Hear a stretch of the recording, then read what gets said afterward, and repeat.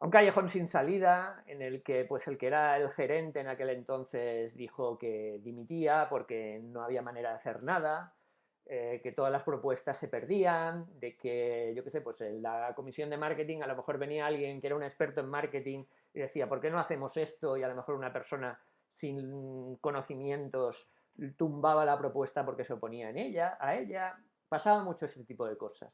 Y entonces es ahí cuando yo dije, bueno, podemos mantener esa filosofía de pluralidad, de participación de las personas, de democracia, pero llevarlo a otro nivel, el nivel TIEL, implantar, si queréis, un modelo que yo he desarrollado, ¿no? Y entonces, pues ahí se hicieron otras elecciones, se creó una nueva junta y a mí me dijeron, bueno, si quieres implantar esto tienes que estar en la junta y me presenté y soy hasta este momento vicepresidente de Cine Ciutat.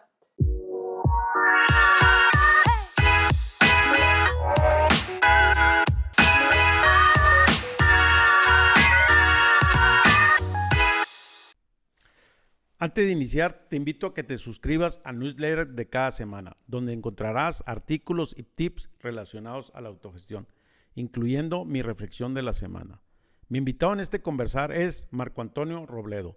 Es originario de España y es profesor en dirección de empresas e investigador. Tiene 20 años investigando los modelos de gestión y su fuente de inspiración ha sido la teoría integral de Ken Wilber. Es cineasta, diseñador de cómics. Se considera un integralista. Ha desarrollado su propio modelo de gestión tridimensional. Actualmente tiene 2 libros. Lo considero un pionero de la autogestión. Mi gran respeto y admiración para él porque su primer libro lo escribió en el 2004. La teoría integral está basada en colores y el significado del color naranja se refiere a logros, éxito, competencia, dinero. Y el color verde a la comunidad, a las relaciones humanas. Los invito a que disfruten este conversar como yo. Lo que hablamos en el día de hoy fue las 4 dimensiones en la organización. La parte científica, maximizar el valor económico, la dimensión artística, el desarrollo, el futuro de la empresa, nuevos productos. Y la tercera, la ética, la moral, la contribución, el bien común, lo que se debe hacer y lo que no se debe hacer. Y la cuarta dimensión, lo espiritual, el propósito y la comunidad como organización. Marcos, bienvenido, ¿cómo estás? Pues un placer de estar aquí contigo, Pancho, y con todos los oyentes. Oye, qué bien, qué bien. Pues hoy estamos de gala contigo porque me da mucho gusto de tenerte aquí en este conversar. Y bueno, pues me gustaría que te presentes quién eres y qué haces en todos los sentidos, tanto en lo profesional como en lo artístico también. Bueno, pues yo a la hora de presentarme siempre me gusta definirme por aquello de que luego hablaremos de mi afición y de mi pasión por la teoría integral. Me defino como un oficial de todo y maestro de nada. Esto es así porque mi madre de pequeño siempre trataba o le preocupaba mucho de que yo fuera tan inquieto por distintos temas, ¿no? Y le hubiera gustado que estuviera mucho más centrado en mis estudios y que los llevaba muy bien, por otro lado, ¿no? Pero entonces, con el paso del tiempo, para demostrarle que esas inquietudes tan varias hacia lo artístico, hacia lo espiritual, hacia muchos los deportes, a la vez que a lo que eran mis estudios, pues yo creo que es algo absolutamente necesario en los tiempos que corren, ¿no? Cada vez más convulsos y más complejos. Entonces, bueno, te diría que, bueno, me llamo Marco Antonio Robledo, soy profesor titular de Dirección de Empresas de la Universidad de las Islas Baleares. Y bueno, como en mi faceta de profesor y de investigador, en lo que llevo ya muchos años trabajando, más de 20 años, es en el tema de nuevos modelos organizativos, ¿no? Nuevos paradigmas organizacionales que rompen un poco con el modelo tradicional, ¿no? Y que buscan pues una empresa más consciente, más humana, más socialmente responsable. A raíz de eso, pues desarrollé un modelo propio que se llama D3D o dirección tridimensional, en inglés 3D Management, porque he escrito 2 libros sobre este modelo y no es exactamente el mismo nombre en inglés que en castellano. Y bueno, pues a partir de ahí, pues también he tenido la experiencia práctica de implantar estos modelos basados en estos principios en una serie de organizaciones, tanto a nivel consultoría como incluso a nivel de una práctica más digamos, full time, ¿no? Más a tiempo completo. Por ejemplo, pues en una organización de aquí de Mallorca, que son unos cines que se llaman Cine Ciutat. Y comentabas mi faceta artística, pero eso ya sería meternos en un terreno que está fuera de los propósitos de esta sesión, pero efectivamente siempre he tenido una gran pasión por el arte y bueno, soy cineasta, escritor y dibujante de cómics, entre otras cosas. Bien, qué interesante. Y aparte tienes un doctorado y bueno, pues ahora sí que en mi investigación te defines como pluralista. ¿Por qué? Bueno, más que como pluralista, como integralista.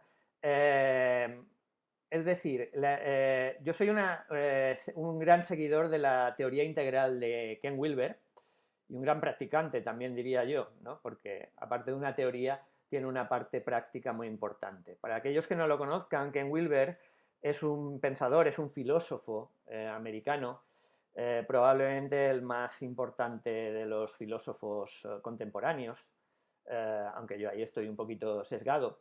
Y entonces Ken Wilber lo que hizo fue, entre otras cosas, fue desarrollar una teoría que se llama la teoría integral.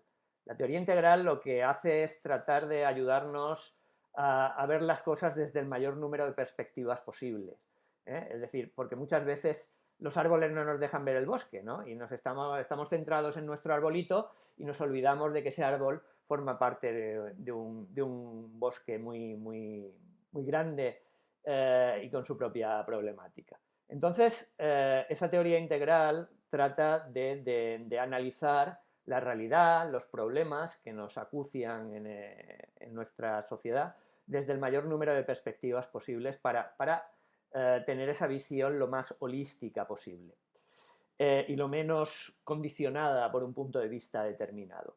Entonces, esa teoría integral ha tenido aplicaciones en prácticamente todos los ámbitos del saber humano, de manera que hay pues, psicología integral, espiritualidad integral, educación integral, y yo lo que hice fue aplicar esa teoría integral a la administración de empresas, a la dirección de empresas. La mía fue la aplicación pionera de la teoría integral de Ken Wilber a la administración de empresas. Y de ahí surge mi modelo de 3D, de dirección tridimensional. Perfecto, Marco. Me gustaría, para continuar con el tema ahorita de tu modelo, y la pregunta así obligada a todos mis invitados, para ti, ¿qué es la autogestión? ¿Cómo lo interpretas tú? ¿O principios que tienen que ver con eso? Bueno, la autogestión para mí es un modelo organizativo en el que las personas, sean a nivel individual o como miembros de equipos, tienen autonomía para tomar decisiones y para realizar acciones, pero a la vez son responsables ante los otros y ante la organización de esas decisiones y esas acciones que han tomado. Para mí, estos son los 2 elementos básicos, la autonomía, pero a la vez la responsabilidad. No puede haber autonomía sin responsabilidad. Y para mí la autogestión es un principio organizativo que yo creo que será uno de los principios organizativos del futuro, ya lo está empezando a ser del presente, y cada vez se extenderá más en las organizaciones. Sin embargo, también para desmitificar un poco esto de la organización, para mí, de la autoorganización, para mí la autoorganización es una condición natural, no solo del mundo y de la naturaleza, sino también de las organizaciones. Las organizaciones, incluso las tradicionales, con sistemas jerárquicos, formales, etcétera, etcétera, mal que les pese, digamos, ¿no? Porque ellas lo que les gustaría en base a sus principios es tenerlo todo controlado, en base a esos sistemas jerárquicos que tienen montados y burocráticos. Lo fundamental que hay en la mayor parte de las organizaciones es autogestión. Es decir, tu jefe, si tenemos un sistema jerárquico, el jefe no puede controlarlo todo.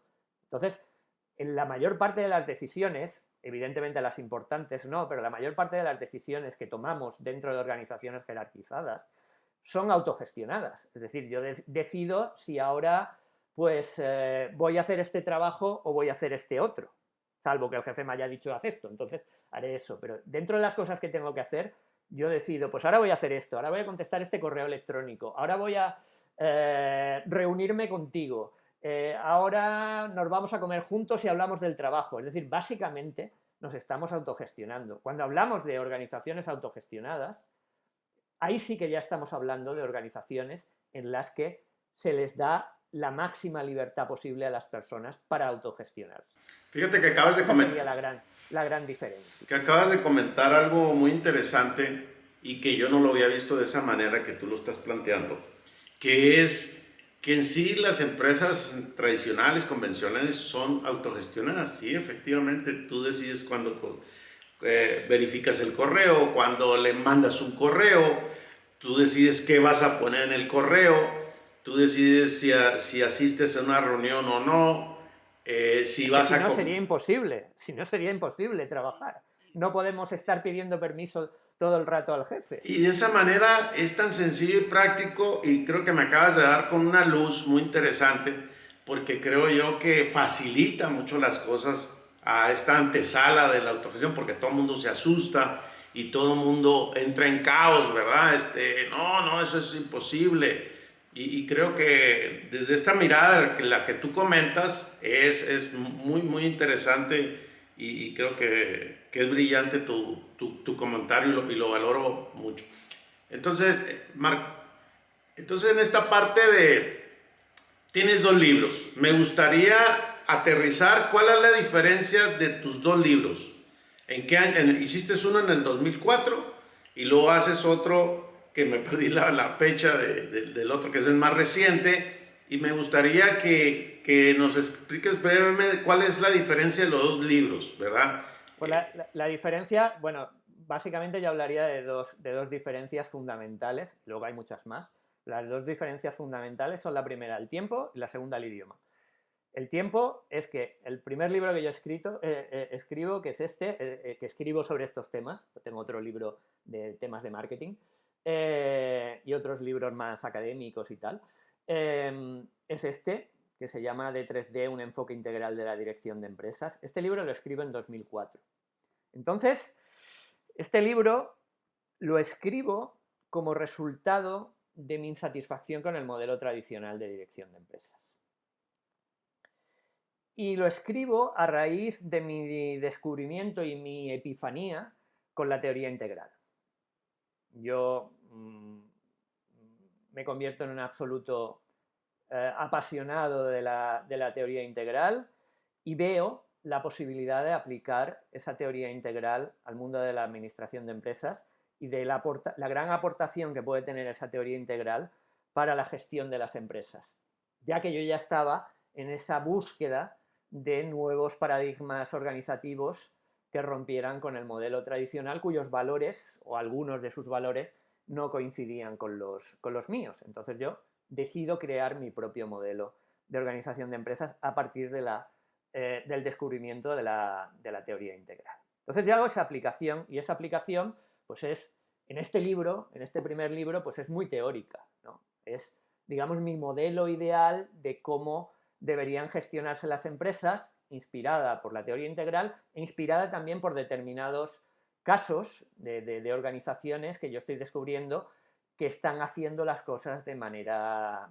distinta. Por ejemplo, probablemente el que más me influye en estos momentos, estamos hablando del 2004 y que yo empiezo a investigar estas cosas sobre el año 2000 o un poquito antes, empresas como Senco, por ejemplo, ¿no? Que yo descubro el libro de Radical y digo, oye, pues esto es lo que yo estaba buscando y descubro que otro modelo de gestión de empresas es posible, que hay gente que realmente lo está haciendo, más allá de modelos de darle un poquito más de poder a los empleados y de ser más humanistas, no, de hacer algo ya realmente radical, como dices el título del libro. Me gustaría interrumpirte ahí, Marcos, porque creo que es válido reconocerte que para mí eres un pionero desde el año 2000 y obviamente que por lo que percibo es que te inspira Ricardo Sembler, ¿verdad? Con Senco. Efectivamente. Y es de reconocerte que tú eres de los pioneros, pero pues como todo, ¿no? Y te lo decía, bueno, todos tenemos otros libros, pero para mí eres de mucha sabiduría y muy consciente de lo que tú ya ves venir desde la mirada académica, como tú dices, ¿no? Más teórico, ¿no? Pero eso me imagino que te impulsa al siguiente libro, que es el que... Efectivamente. Este libro lo escribo, lo publico y bueno, tiene su buena acogida, pero evidentemente no era hay una teoría ahí, una teoría que yo no había testado, no había aplicado en la práctica, y a partir de ahí pues me dedico un poco a tratar de aplicar esa teoría y también a tratar a seguir en mi investigación como académica, buscando nuevos ejemplos y nuevos modelos. Entonces, a lo largo de todos estos años he hecho esas dos cosas. Me voy descubriendo nuevas teorías que van surgiendo a lo largo de ese tiempo, como la holocracia, como la sociocracia, como el capitalismo consciente, etcétera, etcétera, como las organizaciones liberadas, muchas teorías voy descubriendo empresas que están aplicando cada vez más este tipo de principios. Y bueno, pues me doy cuenta también de que pues aquello que yo pensaba que era para 4 iluminados iba a ser algo tremendamente marginal y que iba a ser imposible pues, acabar con ese modelo tradicional, pues me empiezo a dar cuenta, ¿no?, de que puede ser que la forma de organización de empresas del futuro vaya en esa dirección, ¿no? Probablemente ahí el momento de decir esto va muy en serio es cuando veo que cada vez van apareciendo más empresas, cuando el movimiento, por ejemplo, de organizaciones TEAL, a raíz del libro de Laloux, Reinventando las organizaciones, pues que también está inspirado en la teoría integral y que también cuenta con un prólogo de Ken Wilber, el creador de la teoría integral, como es el caso de mi libro, de mi segundo libro, pues que eso puede ser la forma de organización de empresas del futuro, ¿no? De que ya no va a ser algo marginal, sino que puede ser la manera de dirigir de empresas dominante en el futuro, porque el signo de los tiempos está cambiando y nos está llevando en esa dirección. Entonces, a raíz de todos estos años, pues toda esa investigación y todo ese trabajo de hacer, de conocer organizaciones, de trabajar con ellas y de implantar incluso mi propio modelo en algunas organizaciones, pues me lleva a escribir este nuevo libro, que es el de 3D Management and Integral Theory for Organizations in the Vanguard of Evolution. Pues dirección tridimensional, una teoría integral para organizaciones en la vanguardia de la evolución. Y este libro recoge pues toda esa evolución que ha sufrido la teoría a lo largo de los años, porque por ejemplo en el primer libro no hablaba todavía de temas de autogestión y de muchas otras cosas, y eso ya lo incorporo definitivamente en la teoría. Y también, sobre todo, este libro lo que tiene con respecto al libro anterior, aparte de esa evolución de la teoría, es la parte práctica, la parte del cómo se hace, ¿no? Ir más allá de, esto es una teoría que estaría muy bien y que funcionaría muy bien y que hay empresas que están haciendo cosas y mirad lo que están haciendo estas empresas, pero no hay ninguna empresa todavía que haga todo esto que yo estoy diciendo. Aquí estas empresas ya están haciendo este tipo de cosas. Se pueden hacer más cosas, pero hay muchas empresas y recojo ejemplos de más de 60 organizaciones con las que yo en la mayor parte de ellas he tenido contacto directo, conocimiento directo, y también con las que en algunas de ellas he implantado mi propio modelo. Por tanto, tiene sobre todo esa parte práctica. Y también, bueno, la otra gran diferencia es que este está escrito en inglés para abrirme también al mercado anglosajón y para hacer otra cosa que me parecía importante, y es que cuando leemos toda la bibliografía sobre estos temas, y en general sobre gestión de empresas, pues es muy anglosajona, y los ejemplos que se ponen son de empresas anglosajonas, ¿no? Y yo lo que he descubierto es que ejemplos de organizaciones vanguardistas, ejemplos de organizaciones autogestionadas, por ejemplo, hay en todos los lugares del mundo, y no solo son pues estas que siempre suenan, que vienen de Estados Unidos o del norte de Europa, como mucho. Entonces yo quería darles también voz a esos grandes ejemplos de organizaciones pues, que pueden ser latinoamericanas o hispanoamericanas o de otras partes del mundo que pues, son tan, desde mi punto de vista, en algunos casos tan potentes o incluso más que muchos de esos grandes ejemplos de empresas anglosajonas de las que siempre se hablan, y sin minusvalorar en absoluto esas empresas, ¿no? Sino poner en el mismo lugar o al mismo nivel a otras empresas de otros lugares del mundo, y por eso pues en este libro pues hablo tanto de las organizaciones anglosajonas o del norte de Europa como de organizaciones de Latinoamérica, de España, no sé, pues de Turquía, de mil sitios, ¿no? Claro. Y te comento que aquí en este conversar de este podcast, pues ya tenemos casi 44 episodios y muchos de esos son de Iberoamérica, incluyendo España. Seguramente que te vas a encontrar con algunas que ya conoces y otras no, lo cual pues sería bueno que también las revises en su momento.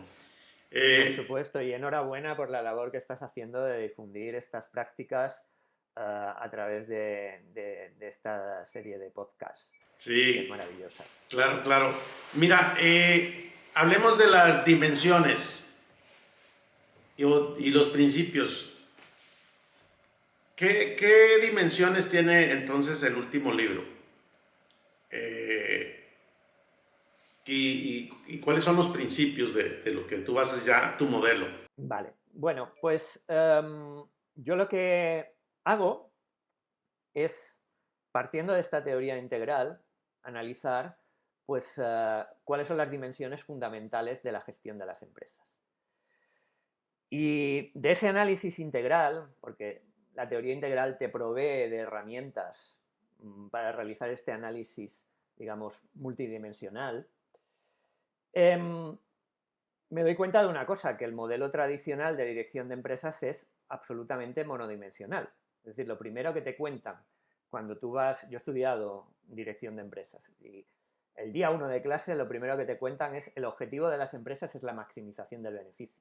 Por tanto, están, el modelo tradicional de dirección de empresas es un modelo en que da como fin último de la empresa esa maximización del beneficio o maximización del valor, o minimización de costes en empresas sin ánimo de lucro. Por tanto, la maximización del valor económico es el objetivo fundamental de la dirección de empresas. Pero si nosotros analizamos cuáles son las dimensiones fundamentales de la existencia humana y de cualquier teoría, digamos, integral, encontramos que no es unidimensional, sino que hay muchas otras dimensiones. E incluso, si le preguntamos a un emprendedor por qué creó su empresa, no te va a decir necesariamente, solamente para ganar más dinero. Te dirá, pues yo creé mi empresa para aprender, creé mi empresa para desarrollarme, para satisfacer unas necesidades de los clientes, para hacer un bien social, para contribuir al bien común. Te dirá muchas razones que le han llevado a crear esa empresa, no solo para hacerme rico, ¿no? Ganar dinero es un fin lícito, por supuesto, no estoy diciendo que no sea importante, porque sin esto, sin ganar dinero, las empresas cerrarían y no podríamos seguir con la actividad empresarial, pero hay otros objetivos que un emprendedor o cualquier persona que ha creado su propia empresa te dirá que le han movido a crear esas empresas. Por tanto, haciendo ese análisis integral, determiné que hay 3 dimensiones fundamentales de la dirección de empresas. Esas 3 dimensiones fundamentales yo las llamé ciencia, arte y ética. Esto los sistemas filosóficos les llaman las 3 grandes dimensiones, las Big Three en inglés. Son las 3 grandes dimensiones del saber humano, de la existencia humana, ¿no? Y cualquier sistema filosófico que pretende ser integral incluye estas 3 dimensiones llamadas con otros nombres, pero que al final hablan de lo mismo. Esas 3 grandes dimensiones aplicadas a la dirección de empresas son lo que yo llamé dimensión científica, que es la dimensión tecnoeconómica de la empresa y que busca o que tiene como objetivo la maximización del valor económico, y eso lo consigue a través de la productividad, de la calidad y de la gestión financiera de la empresa. Pero luego, además de esa dimensión, hay otra dimensión igualmente importante, que es la dimensión artística. La dimensión artística es la dimensión de desarrollo de la empresa. Es la dimensión del futuro de la empresa. La dimensión que lo que busca es el desarrollo de la organización, de sus productos y servicios, para que sean más innovadores y sacar cosas nuevas, y también el desarrollo de las personas dentro de la organización, para que desarrollen su talento, aprendan cosas nuevas, etcétera, etcétera. Por tanto, ahí hay una segunda dimensión que es igualmente importante que la otra, porque si la otra dimensión, la científica, la tecnoeconómica, es para mí la dimensión del presente, si no haces estas cosas bien, pues vas a tener que cerrar el chiringuito, vas a tener que cerrar la empresa. Esta otra dimensión es la dimensión del futuro, porque si no te actualizas, no aprendes cosas nuevas, no innovas, no eres creativo, etcétera, etcétera, no vas a llevar a tu empresa a otro nivel y las otras empresas te pasarán y dejarás de ser competitivo. Y luego hay una tercera dimensión, que es la dimensión ética, que es la dimensión moral de las organizaciones y cuyo objetivo es la contribución al bien común. Y eso lo hace a través de valores tipo sostenibilidad, transparencia, conciencia, responsabilidad social, etcétera, etcétera, ¿no? Y esta tercera dimensión es igualmente importante que las otras, pero yo la coloco, mi modelo es como un triángulo, ¿no? Ahí están representadas las 3 dimensiones y yo la coloco en la base del triángulo, ¿no? Es un triángulo invertido y en la base del triángulo pongo la dimensión ética, no porque sea más importante que las otras, pero sí porque te marca los límites de las otras. En base a la dimensión ética, tú determinas lo que vas a hacer y lo que no, hasta dónde quieres llegar o hasta dónde no quieres llegar, por ejemplo, para ganar más dinero. Es una dimensión que marca límites a las otras dimensiones, ¿vale? Entonces estas son las 3 dimensiones y cada una de estas dimensiones tiene su propio objetivo, tiene sus propios valores y tiene sus propias reglas de funcionamiento y son igualmente importantes. Tenemos que tratar de equilibrarlas en la medida de lo posible, no dando más importancia a una que a otras, como en el modelo tradicional, que siempre da más importancia a la dimensión del beneficio, y probablemente pues, sea una de las grandes causas de los males o de la parte, digamos, el impacto negativo de las organizaciones, ¿no? Que nos hemos, digamos, marginalizado o por lo menos colocado en segundo lugar a las otras 2 dimensiones con respecto a la dimensión del beneficio, la dimensión científica. Entonces tienen que estar equilibradas y tenemos que luchar por conseguir los objetivos de cada una de esas dimensiones. Y eso lo hacemos a través de una cuarta dimensión. Hay una dimensión última que aúna todas estas en un todo unificado, digamos, ¿no? Que es la dimensión integral, a la cual yo llamo dimensión espiritual de la organización. Que esa lo que busca es el propósito y la creación de comunidad dentro de la organización. Que todo el mundo, digamos, esté remando en la misma dirección. Cuando hablo de todo el mundo, estoy hablando incluso de clientes, que todos estén... Te refieres a los stakeholders, ¿no? Que es una palabra en inglés. Los stakeholders, que integra y me imagino que viene de capitalismo consciente, porque lo tengo muy claro. Y integra efectivamente. toda esta parte espiritual. O sea, estamos todos juntos desde esa mirada, ¿no? Por eso. Efectivamente. Estamos todos remando en esa misma dirección para conseguir el propósito de la organización, ¿no? Es el fin último de esa organización, la causa por la cual esa organización ha sido creada. Y ese es un poco el modelo, que yo creo que por primera vez pone en el mismo nivel esas tres dimensiones y las aúna a todas ellas en función del bien común. Claro, y me parece interesante esta parte que le agregas al final, que es parte de la diferencia del primer libro también al segundo, que el final, esta parte espiritual, ¿no? O sea, que es que nos hace mucho sentido de buscar la conciencia, ¿no? Conjuntamente. Aunque al final, yo no sé tu experiencia, pero bueno, yo te comentaba que yo conocí Capitalismo Consciente en 2013, ¿no? Parte de la cultura de nuestra organización está basada en los pilares de capitalismo consciente, que es muy complejo cuando empiezas a trabajar con la comunidad y para tratar de integrar. Nosotros no hemos podido lograr integrar a nuestros clientes, a los proveedores, y hemos trabajado mucho del interior de esta parte de la organización bajo el propósito de espiritual, ¿no? Como tú lo comentas, ¿cuál crees que sea el camino más fácil para integrar y sumar? Bueno, tú mencionas en tu libro, pues está Whole Foods, está Kroger, están algunas empresas americanas que han logrado integrar, pero ¿cuál es el camino más fácil para hacerlo? Bueno, para mí, yo creo que el camino más fácil es crear una causa poderosa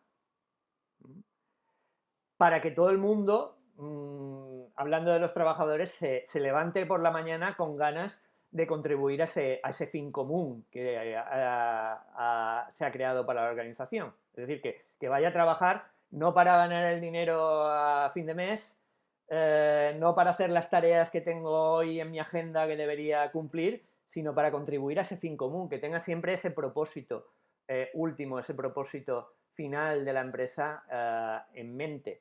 Y para mí me parece fundamental el hacer ese ejercicio espiritual, porque es un ejercicio espiritual en el sentido de buscar cuál es, por qué, quiénes somos y para qué estamos haciendo lo que estamos haciendo.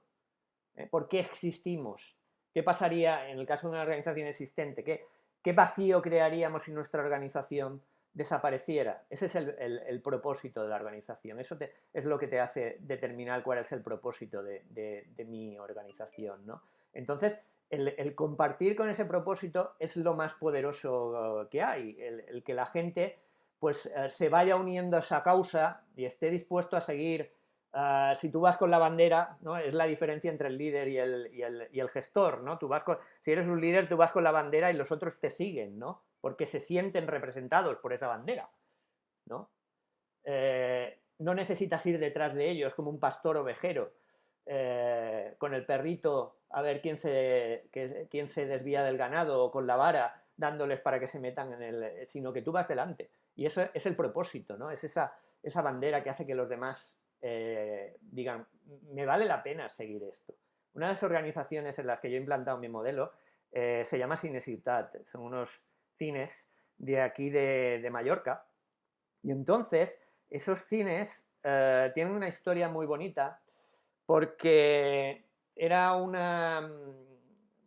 anterior, previo a la creación de este cine, eh, este cine era parte de una cadena de cines española muy importante que se llama Cines Renoir y que son cines de arte y ensayo, ¿no? Que ponen todas sus películas en versión original. Y a raíz de la crisis del 2008 y demás, pues muchos de esos cines, bueno, cerraron muchísimos cines en España a raíz de la crisis, más de 200 cines cerraron en España, y uno de ellos iba a ser este de Mallorca, que era de Palma de Mallorca, que era el único cine que tenemos aquí en las islas que ponía a ver películas en versión original. Entonces surgió una cosa preciosa, que es que la gente se unió para no dejar morir a este cine. Entonces rescató el cine. Fue un movimiento ciudadano que digamos que adquirimos el cine, le llamamos Cine Ciutat, basado un poco en el nombre en mallorquín. Aquí hablamos también, aparte de español, hablamos catalán, ¿no? Y Cine Ciutat significa la ciudad del cine, ¿no? Y está inspirado por el Cinecittà, que eran los estudios italianos donde rodaba Fellini y Visconti, ¿no? Las grandes películas italianas, ¿no? Entonces, rescatamos este cine y es un cine ahora operado por sus propios socios. Y dentro de ese cine implantamos esta metodología. Yo soy un apasionado del cine y soy cineasta también, entonces desde el primer momento me uní como voluntario a esto, y al cabo de un tiempo pues decidimos también implantar mi modelo de dirección tridimensional de autogestión. Pero lo que pasa, porque estábamos hablando de hasta qué nivel ese propósito une a todas las personas. Claro, ahí lo que tenemos, los stakeholders, ahí lo que tenemos son socios, ¿no? que pagan una anualidad y que pueden ir al cine, tienen una serie de entradas gratis, etcétera, etcétera. Pero estos socios consideran este cine como su cine. Para ellos este es su cine. Y muchísimos de estos socios a mí me han dicho: yo solo voy a Cine Ciutat, yo solo voy a este cine. No van a ningún otro cine de Mallorca. Tal es su grado de fidelidad. Les da igual que le pongan en otro cine la película que más les gustaría ver del año, que ellos, por no traicionar a Cine Ciutat, no van a otro cine. Es decir, su cine es este, y ellos solo van a ese cine. Esperan a que lo estrenen por la tele, en las plataformas, en Netflix, o en HBO, o donde sea, o en Prime, pero no se van a otro cine. Yo eso no lo hago. Yo si ponen una película que me gusta en otro cine, voy a verla. Pero hay muchísimos de estos socios que tienen ese grado de fidelidad tan grande que consideramos todos que este es nuestro cine, que esto es algo mío, ¿no? Y por tanto, somos los más interesados en luchar por la supervivencia y en dedicar pues nuestro trabajo, porque mucha gente trabaja voluntariamente de manera altruista en el cine. Tenemos personal también contratado, evidentemente, pero hay muchos voluntarios que dedican su tiempo, después de haber trabajado todo el día, a trabajar en el cine. Hicimos una campaña de crowdfunding para renovar el cine y fue la más grande utilizamos una empresa para hacer el crowdfunding, especializada en crowdfunding, y fue la campaña en la que esta empresa había recaudado más dinero de todas las que había recaudado nunca. Fue además la campaña de crowdfunding que ellos habían hecho que más pronto llegó al umbral, ¿no? A partir del cual, ya sabes que en el crowdfunding tienes que llegar a un límite mínimo, si no te devuelven el dinero. ¿No? Pues nosotros llegamos rapidísimo, ¿no? Y eso es por esto, porque esta gente siente ese cine como algo suyo y comparte el propósito de ese cine, de divulgación de la cultura, de preservar la calidad de las obras cinematográficas en su máximo nivel, de ponerlas en versión original, etcétera, etcétera. Y también de proyectar otro cine distinto que no sea el mayoritario, el de blockbusters y demás. Evidentemente a mí me gusta también, pero en este cine estamos especializados en cine más independiente y más alternativo, etcétera, etcétera, que tiene más dificultades pues, de ser proyectado.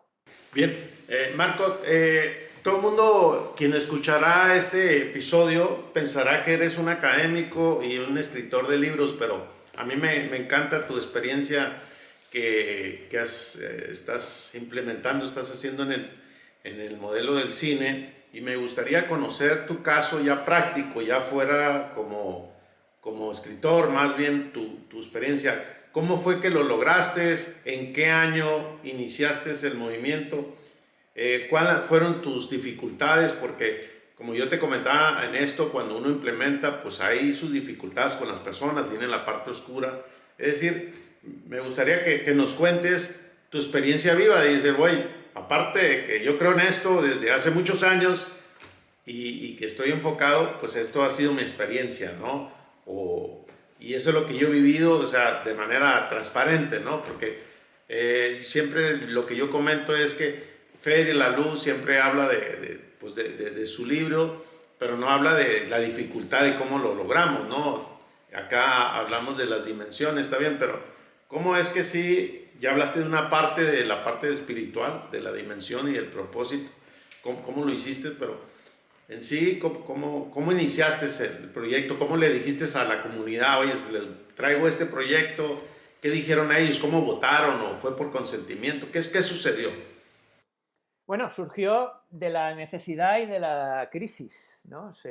Dicen que la necesidad es la madre de la invención y normalmente las empresas que han cambiado su modelo hacia este tipo de prácticas, la mayor parte de las ocasiones es porque se han visto al borde del abismo y en una situación extrema en la que han dicho, bueno, pues vamos de perdidos al río y vamos a probar esto a ver si funciona, ¿no?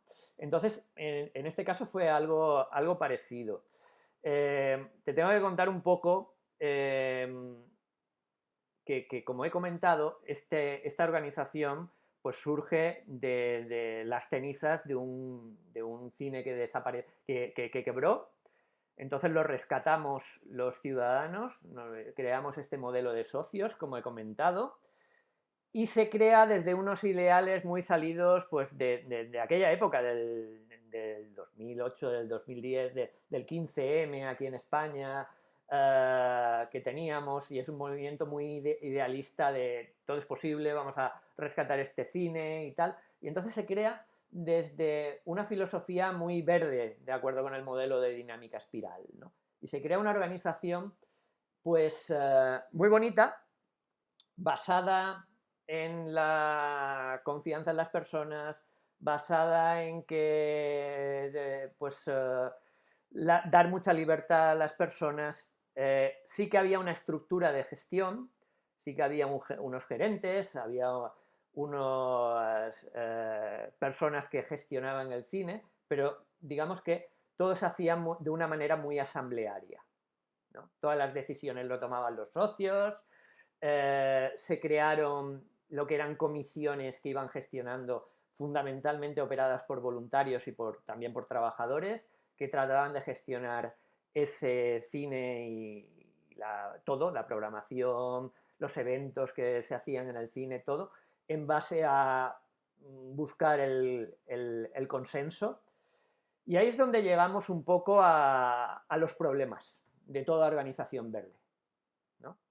Yo ahí no estaba metido, yo estaba metido en las comisiones porque como cineasta me interesaba, estaba metido en la comisión de programación, tratando de montar las carteleras del cine y ahí es donde empezamos a llegar a los problemas del cine, ¿no? De este tipo de organizaciones verdes, ¿no? Que la LU cuenta muy bien la problemática de este tipo de organizaciones. De buscar constantemente el consenso, el que todo el mundo esté de acuerdo, el tratar de escuchar todas las voces, el que ninguna voz quede marginalizada, nos llevó a unos extremos de inoperancia y de absurdo muchas veces que nos llevaron al borde del abismo, de que no se hacía nada buscando el consenso, de que las decisiones se discutían una y otra y otra y otra y otra y otra vez y nunca se tomaba una decisión definitiva. Tenemos ejemplos famosos y míticos dentro de los que hemos estado desde el principio en Cine Ciutat. Estuvimos en una reunión en la que hubo una persona que propuso vamos a votar si votamos. Perdón que me ría, pero entiendo ya el rizar el rizo a ya un nivel. Y en otra reunión también recuerdo otro ejemplo en el que una persona estaba de acuerdo con la decisión de un grupo, que proponía un grupo, y era la mayoritaria, y fue y habló con ellos y les dijo, yo estoy de acuerdo con vosotros, pero voy a apoyar al otro grupo en aras de la diversidad, para igualar un poco. Con lo cual, ¿no? Es muy esa filosofía verde, ¿no? que dominaba dentro de la organización.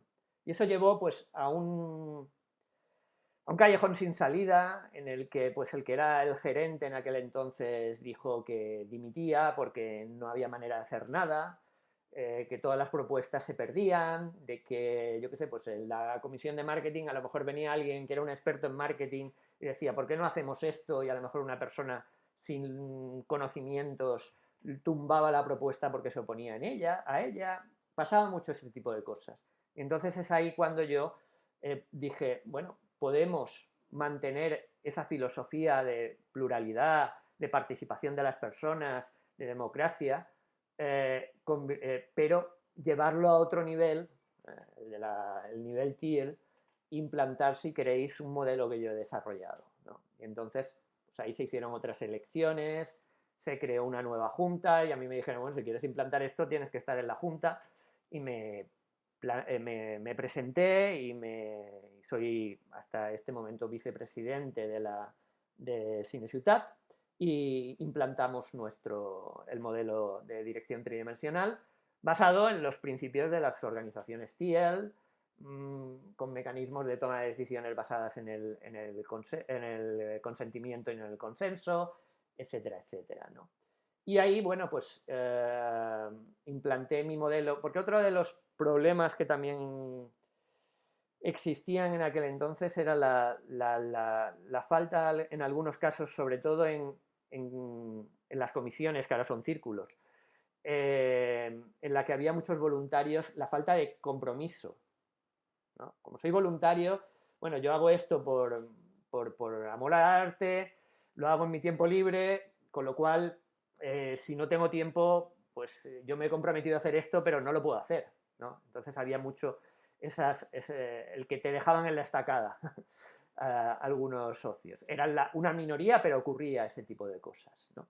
Entonces, bueno, en mi modelo, para equilibrar lo que es la autonomía con la responsabilidad, yo tengo un modelo de cliente interno. El concepto de cliente interno, para el que no lo sepa, no lo he inventado yo, ¿no? Viene del marketing interno, pero digamos que donde yo creo que alcanza su máximo exponente es un modelo de empresa autogestionada, ¿no? Porque rompe mucho con las jerarquías, por tanto en una empresa jerárquica el modelo de cliente interno no acaba de funcionar bien. También una empresa autogestionada yo me di cuenta que podía funcionar perfectamente y decidí implantarlo. Y la verdad es que nos ha dado unos resultados extraordinarios. Un cliente interno es cualquier persona cuyo trabajo depende del tuyo, ¿no? Si yo te tengo que pasar un informe a ti, por ejemplo, en el caso del cine, tú eres el programador del cine, el que hace la cartelera, y yo trabajo en taquilla, ¿no? Y yo te tengo que pasar un informe de recaudación, por ejemplo, de espectadores que van viniendo a cada película por semana, tú necesitas ese informe el miércoles, perdón, el martes como muy tarde, para hacer la cartelera para que publicar una cartelera nueva el jueves, que es cuando se cambia la cartelera aquí en España, o en Mallorca, ¿no? Si yo te la doy el jueves o el miércoles, porque estaba haciendo otras cosas o porque tal, tú no puedes hacer tu trabajo bien. Tú tienes que mirar qué películas han funcionado, qué películas no han funcionado, para programar adecuadamente y tomar decisiones, ¿no? Entonces, en ese caso tú eres mi cliente interno y tú tienes unas necesidades y unas expectativas. Esas necesidades son, y esas expectativas, que yo te entregue digamos, el informe de asistencia de espectadores, el box office, el lunes por la noche, por ejemplo. Para que tú el martes ya puedas mirar tus estadísticas y puedas hacer la cartelera y el miércoles puedas mandar esa cartelera a la prensa para que se publique en los periódicos el jueves. ¿Entiendes, no? Entonces, en ese caso, yo soy tu proveedor interno, tú eres mi cliente interno y tú eres como si fueras mi jefe, en ese caso. Para otra cosa, a lo mejor, tú eres mi cliente, mi proveedor interno, yo soy el cliente. Por tanto, ahí se crean una serie de relaciones que vienen del estudio de los procesos de la empresa entre proveedores y clientes internos dentro de la organización que hacen pues, que la gente, evidentemente, mm, se autogestiona y no hay ningún jefe, pero las responsabilidades están ahí. Y tú y yo tenemos definidas cuáles son nuestras relaciones. Por tanto, yo a Pancho le tengo que, o al rol que esté desempeñando Pancho, por ejemplo, al rol de programador, al programador del cine o a la programadora, le tengo que, yo tengo estas obligaciones con esa persona. Y por tanto tengo esos objetivos que cumplir con respecto a Pancho y esos KPIs, etcétera, etcétera. Y Pancho, a la vez, conmigo también, y todo esto está definido en un documento, pues tendrá esas relaciones también. Y tendrá esas obligaciones también conmigo. Y así evitamos pues que alguien te diga, oye, no, yo es que me autogestiono y por tanto y no me ha apetecido hacer esto, a mí es que me gusta más hacer esto otro, ¿sabes? Me gusta más montar las redes sociales del cine que hacer las estadísticas de asistencia de espectadores, que es un poco rollo, ¿no? Tanto yo eso ya te lo pasaré mañana, ¿no? Entonces, así aseguramos de que, yo creo que eso es lo básico de la autogestión, ¿no? El equilibrio entre libertad y responsabilidad, ¿no? Y entonces con ese sistema, digamos que se autorregula. Sí, claro. Y en esta parte de responsabilidad y compromiso, en el modelo tuyo, ¿hay algunas consecuencias de esto cuando no se cumple? O sea, en esta semana he estado pensando bastante porque mi socio no me cuestionó, me comentó, oye, pero yo no veo qué consecuencias, qué se hace cuando la gente, esa responsabilidad y compromiso no se logra. ¿Cuál es tu experiencia con esto? ¿Qué sucede en estos casos, hablando de la realidad, ¿no? Sí, bueno, ahí lo gestionamos de una manera muy análoga a el mayor número de organizaciones TIEL, ¿no? Eh, Ahí surge un conflicto. Es decir, si yo te tengo que entregar la recaudación de la semana y no te la entrego en tiempo y hora y modo, ¿no? Pues tú me dirás, oye Marco, que esto no puede ser porque no he podido hacer la cartelera, me he tenido que inventar la cartelera en base a mis suposiciones. Y entonces, bueno, yo te diré, bueno, pues la semana que viene, no te preocupes, pero si la semana que viene no lo vuelvo a hacer, pues ahí se crea un conflicto, ¿no? Y habrá que gestionar ese conflicto. Y en principio somos mayores los dos, somos dos adultos, que deberíamos ser capaces de gestionar ese conflicto, pero yo, si sigo incumpliendo, eso se elevaría al círculo al que nosotros pertenecemos. Entonces, dentro de ese círculo, se discutiría ese problema y se tomarían las medidas necesarias que pueden acabar en despedir a esa persona. Si todos los miembros del círculo ven que esa persona está sistemáticamente incumpliendo sus obligaciones, pues bueno, una organización TIEL es una organización con un nivel de conciencia muy elevado, pero no son las hermanas de la caridad ni es un grupo de gente que se deje abusar sistemáticamente por los otros, ¿no? Entonces, entendiendo que esa persona no está cumpliendo con sus obligaciones y si no tiene unas razones fundamentadas para cumplir con sus obligaciones y no hace nada para solventar ese problema, pues puede acabar en un despido, evidentemente. Pero es un despido tomado En el círculo, conjuntamente por el círculo. en un nivel de conciencia. El círculo, normalmente el círculo general, ¿no? De toda la organización. Bien, Marco, quiero ser respetuoso con tu tiempo y me gustaría ya ir cerrando el episodio, este conversar. Y me quedo con el tema que hay dos libros TIL, que es el tuyo y el de Ferry Laloux. Es correcto, ¿no? Bueno, no, hay más. Por ejemplo, a mí la holacracia, por ejemplo, me parece un modelo organizativo profundamente TIL.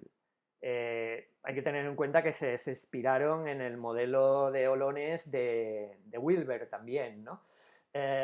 Y todos los que están trabajando con el modelo los fundadores del modelo de holacracia, como Brian Robertson y como Tom Thomison, sobre todo, que es un gran amigo mío, son profundos conocedores de la teoría integral de Wilber y por tanto han creado un modelo también TIL. Sí, por tanto sí, podríamos decir que estos son los tres libros más claramente TIL que hay en el mercado actualmente. Pero bueno, esto del TIAL al final es una etiqueta, ¿no? A mí no me gusta poner demasiado las etiquetas, pero sí que es cierto de que lo bueno de una filosofía TIEL, de una organización TIEL, es que tiene esa capacidad de coger lo mejor de cada cosa, ¿no? Es decir, lo que tiene, yo creo que uno de los elementos más diferenciales de la teoría de 3D, como teoría TIEL es que es una metateoría, es una teoría de teorías. Y por tanto es como un paraguas que puede incluir dentro de su de ella, bajo su paraguas, toda una serie de teorías y de prácticas que pueden resultar adecuadas para las necesidades de la organización en un momento determinado. De manera que puedes incorporar la holacracia o la sociocracia 3.0, la que tú consideres que mejor se adapta a tu modelo. O incluso puedes poner un modelo jerárquico.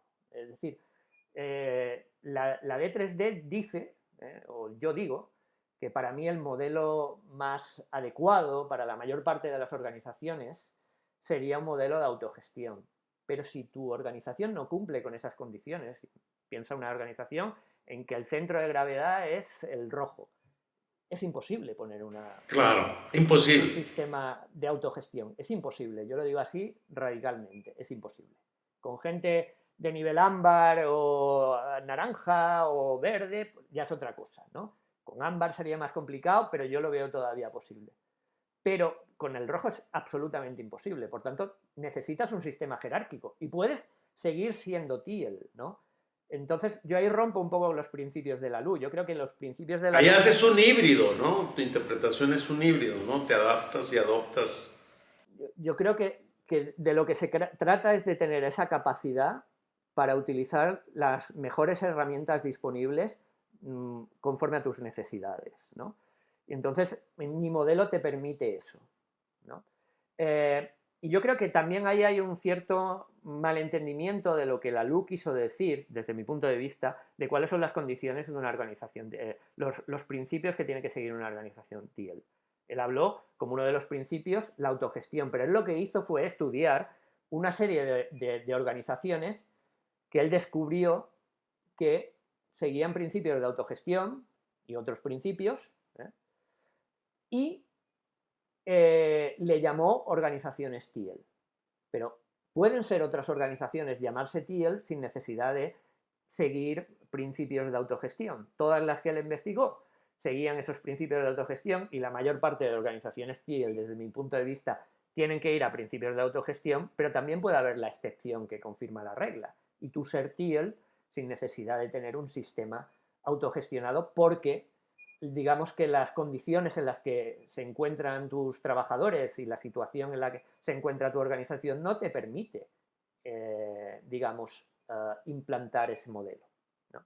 Por tanto, mi modelo no es un modelo, digamos, taxativo, que dice, tienes que hacer esto, esto y esto, sino que es un modelo que lo que hace es analizar y que permite, pues, y que te da recomendaciones, pero no es un libro de recetas. Claro.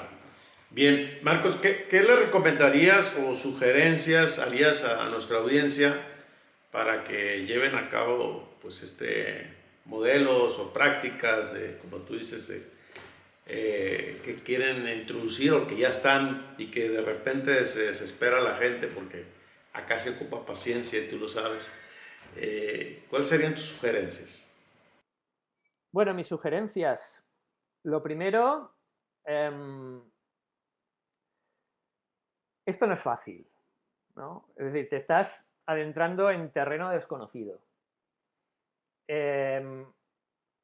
Por tanto, estar muy seguro de lo que vas a hacer, no hacerlo porque es una moda, sino hacer un buen análisis y un buen diagnóstico de si tengo las condiciones necesarias para hacer esto. Luego, una vez que has dado el paso, yo creo que no debería haber vuelta atrás, ¿no? Esto es como, Tom Tomison, por ejemplo, habla de que esto es como cambiar de corriente alterna a corriente continua, con lo cual no puedes estar con las dos a la vez. Por tanto, puedes digamos, implantarlo en un departamento, en un área de la empresa y hacer un piloto allí, ¿no? Pero una vez que has tomado la decisión de vamos por allí, digamos que no puedes decir, pues es que ahora esto voy a tomar yo la decisión, ¿no? Porque ahí rompes todo un poco el espíritu y la gente deja de creer en eso, ¿no?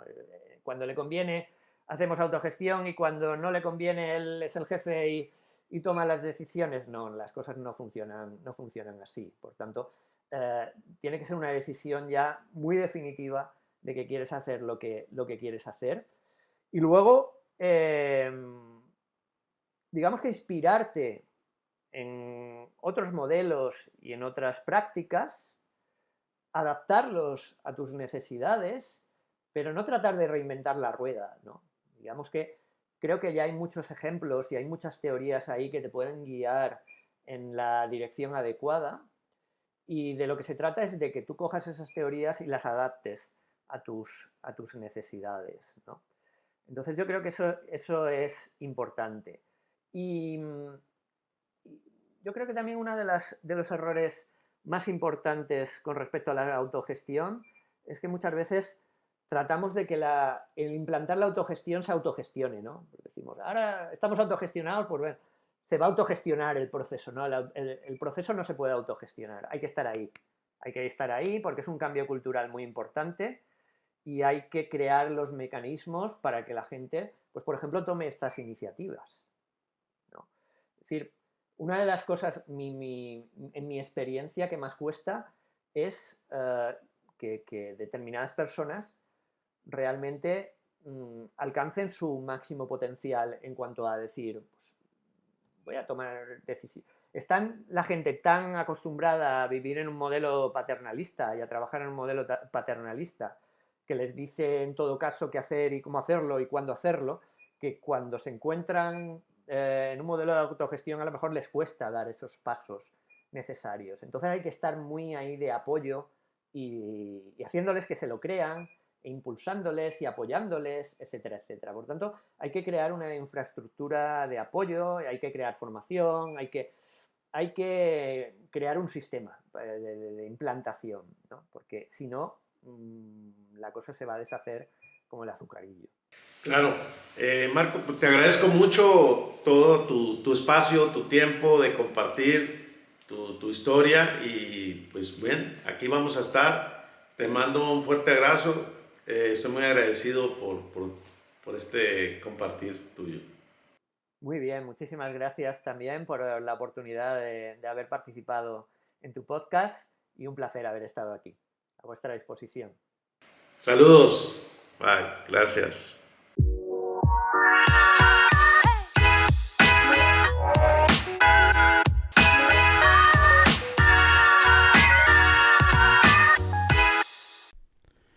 Mi aprendizaje fue, actualmente una organización jerárquica es que la gran mayoría son empresas autogestionadas. ¿Por qué?